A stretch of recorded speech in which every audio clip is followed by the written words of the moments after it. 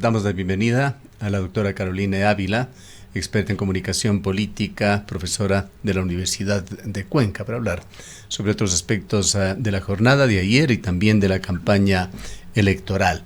Algunos analistas han señalado que el triunfo de Noboa se sustenta en que en su campaña logró involucrar a la ciudadanía y también que la elección del día de ayer representa un deseo de cambio de la población ecuatoriana.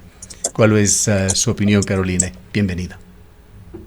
Querido Gustavo, no sé si me escucha, ¿estamos bien? Sí, Perfectamente. ¿verdad? Gracias. Yo quiero agradecerles mucho la invitación. Voy a tratar de ser lo más breve, que estoy en 10 minutos tratando de hacer justamente ese tipo de resúmenes y es verdad, porque hay mucho para poder seguir hablando y seguro vamos a tener más espacios y oportunidades para hacerlo. A ver, me parece que la lectura del día de ayer obedece al menos a tres instancias. No hay ninguna duda que existe una votación que recibe Daniel Noboa y que es meritoria, además, sobre todo porque primero logra subsistir, sobresalir en esa primera vuelta, llega a esta suerte de balotaje, ¿no es cierto?, con ese 23% de población, y luego lo que hace es recibir, en primer lugar, una votación que corresponde a esta intención de prevención, es decir, para evitar que venga el correísmo, esta es la opción. Es una opción que él recibe de entrada y que su primer trabajo es sostenerla, ¿no? Sostenerla hasta el final. Luego tiene también, sobre todo para explicar el voto de la serranía, una votación de homenaje, que es de alguna manera muy emotiva, muy sentimental, que es toda esta línea de homenaje a Fernando Villavicencio para nuevamente, diremos que bañar a esta opción que sería Daniel Noboa de todas estas premisas por las cuales Villavicencio luchó, se esforzó y que obviamente ese votante no se las iba a entregar a Luisa González por mucho que se desprendiera de la marca Rafael Correa. Luego, en este mismo contexto, tenemos tres votantes. ¿Qué es lo que logra sostener, hablando de su propia base, si es que pudiésemos llamar una base de votantes, que él mismo ha dicho, ¿no? Es un movimiento improbable, como lo planteó en su discurso de inicio.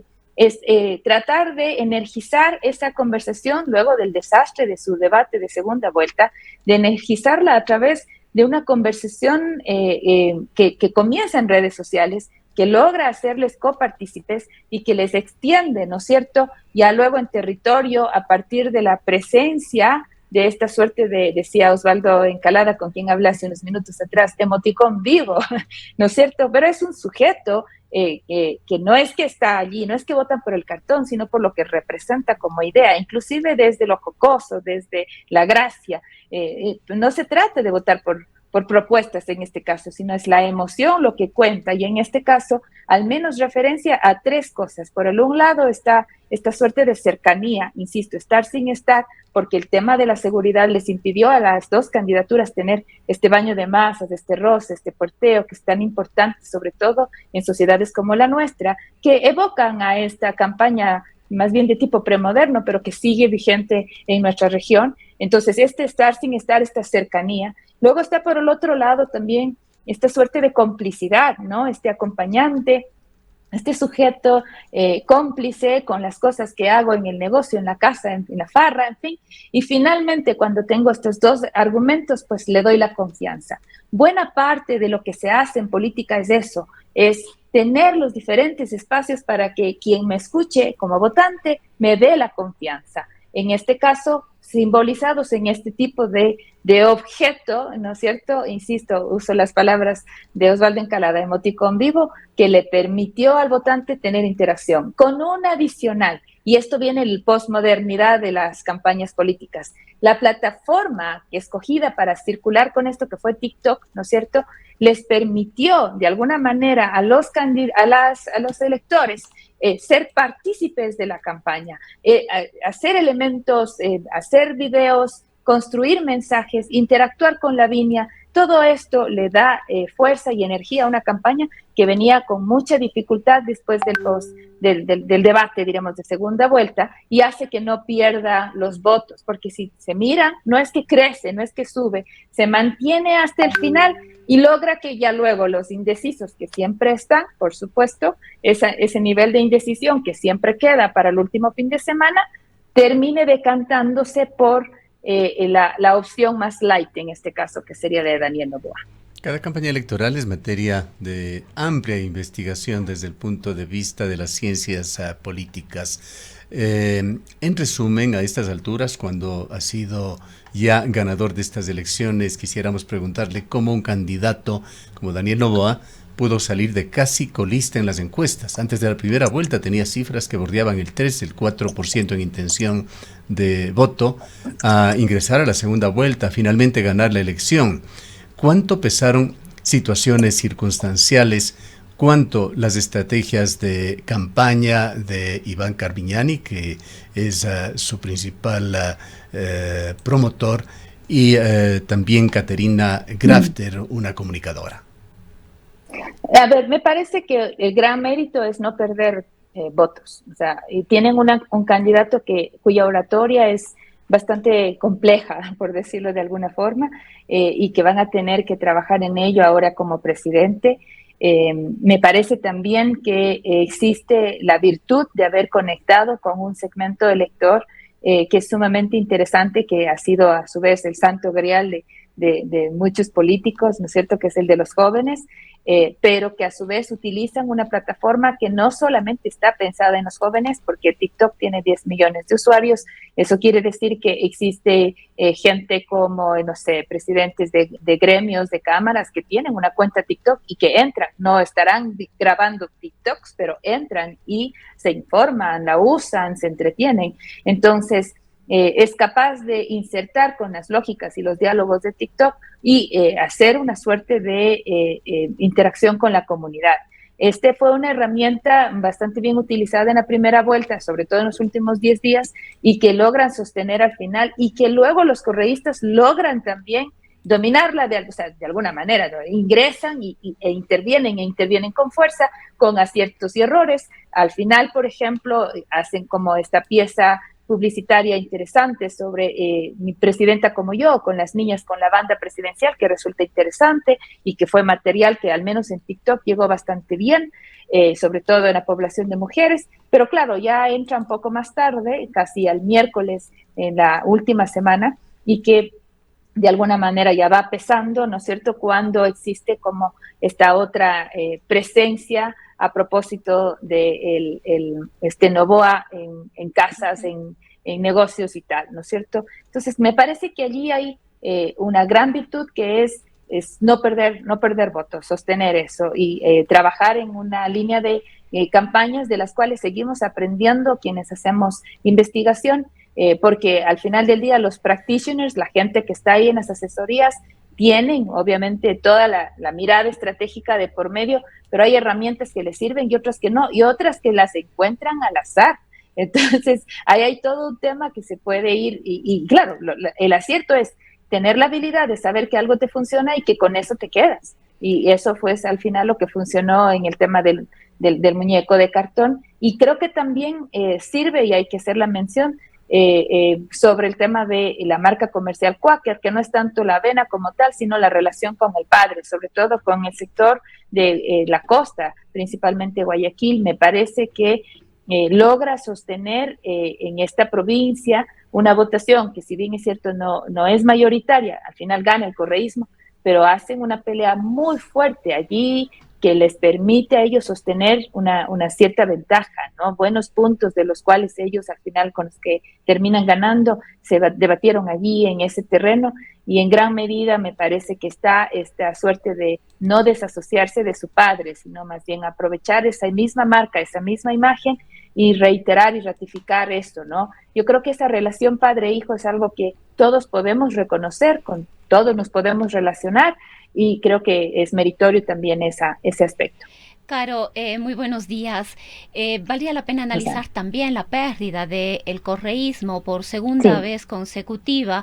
Estuve revisando los datos y realmente es motivo de análisis el hecho de que el correísmo no haya podido capitalizar un solo voto adicional respecto de todos los errores, por ejemplo, del gobierno de Guillermo Lasso. En el año 2021, Andrés Arauz alcanzó el 47.64%, hoy Luisa González tiene ese mismo 47% con un poco más, 40, me parece que es punto 99 lo que vi al sí. inicio del Ahí, informativo. Entonces no se ha logrado hacer un cambio de lo que fue en el año 2021 a lo que ha sido en el año 2023. Todo el contenido político empezó quizás a Sana, verse un sí, poquito tienes, más con me fuerza, encanta esa lectura. Lo que un pasa es poquito que yo más de tengo fuerza en cinco el minutos, segundo, debo sí, entrar en otra. sí,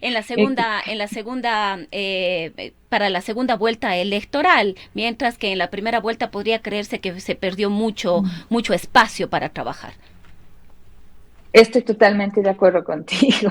Y lo que pasa es que yo tengo otra entrevista, entonces tengo solamente para cerrar nada más, porque tú has argumentado muy bien, Rosana. Entonces, a ver, me parece que se puede tranquilamente elaborar más sobre la campaña del correísmo. Me parece que hay errores de entrada sobre los liderazgos con los cuales tienen que estar. Creo que han posicionado muy bien nombres que tienen y sin embargo no los han aprovechado. Creo que optaron por un nuevo nombre que al final demuestra ser capaz de superar, ¿no es cierto?, de mejorarse a sí misma, que es el caso de Luisa González, pero que sigue todavía con muchas deudas, con muchas facturas pendientes sobre su propia capacidad. Y es una pena que al final del día se siga hablando sobre la capacidad de las mujeres y que sea eso una dificultad para ellas y no así la capacidad de los varones y terminó no siendo una dificultad para Daniel Noboa, ¿no? Eso, por ejemplo, que quede bien claro, a mí me parece que las dos propuestas tenían las mismas dificultades, si tú quieres, en términos de poder conectar con la gente y sin embargo una logra ir superando esto, ¿no? La otra, en este caso Noboa, no lo logra por sus propios méritos, pero sí por otros elementos conexos, ¿no? Como los acabo de articular. Me gustó mucho el discurso de concesión, preferiblemente ese discurso de concesión al discurso de victoria. Creo que el correísmo tiene, si bien es cierto, de las lecturas que tú hiciste no las voy a repetir porque estoy muy de acuerdo, creo que el correísmo tiene aquí la oportunidad de poder entender bien esa votación adicional que recibe, es decir, tiene el 33% en primera vuelta y crece al 47%, se repite lo de hace 2 años. Tiene que entender mejor quiénes le están dando ese voto adicional, cómo tender mejor los puentes con ellos, de qué manera reafirmar ese tejido, esos lazos, construir mejor liderazgos desde las bases. Ahí tienen ellos desperdiciado un Abraham Verduga solamente por poner un solo nombre, que es que además empata perfectamente en este clivaje de lo viejo versus lo nuevo, y que hubiese sido, porque además que tiene discurso, argumento y demás, nombres interesantes para ello. La misma Paola Pavón y su liderazgo en Pichincha, por poner un segundo nombre. No estoy, insisto, desmereciendo lo que ya Luisa González ha hecho, pero claro, hubo mucho trabajo en la marca Luisa González cuando tenían otros nombres con los cuales probablemente podían hacer más cercanías y un trabajo que les permita hacer otro tipo de contención. No podemos dejar de lado, porque sería injusto con la campaña correísta, los dos golpes a la democracia que recibió este proceso, como lo mencionó, yo no lo estoy dando ese calificativo, sino el embajador estadounidense aquí en el Ecuador. Estamos hablando del asesinato de Fernando Villavicencio y posteriormente tanto el asesinato de los sicarios como la narrativa del domingo provocada, entre otras cosas, por este ir y venir entre Fiscalía, Rafael Correa, Zurita, la esposa de Arauz, etcétera, etcétera. Toda esa conversación al final del día golpea también a la democracia. ¿Y en qué sentido? Porque interviene directamente en la conversación dentro del proceso electoral. Y por eso buena parte de la votación que recibe Daniel Noboa es votación de homenaje a Fernando Villavicencio y votación casi que de salubridad, si tú quieres, de prevención, para que no venga el correísmo. Algo que probablemente no estaba del todo pensado cuando había toda esta animadversión contra Lasso. De hecho, incluso la oposición decía, el fracaso de Lasso hubiese sido si es que llegaba un gobierno correísta. Bueno, ahora Lasso queda incluso hasta con méritos propios, precisamente porque se dan estos dos golpes fuertes a la democracia. Creo que por ahí podríamos comenzar un análisis. Me muero de vergüenza. Gracias, Caroline. Tranquila, sabemos que tiene usted otro compromiso. Pero muchísimas gracias por la invitación. Que le preguntaremos muy en amable. una próxima ocasión si terminará por fin ese maniqueísmo, correísmo, anticorreísmo en Ecuador. Aunque el 18% de indecisos existían el sábado por la noche, que al final se decantó, por Novoa. Gracias, Caroline. Muy amable. Declaraciones de la doctora Caroline Ávila, experta en comunicación, catedrática universitaria. Son las 8:26 minutos.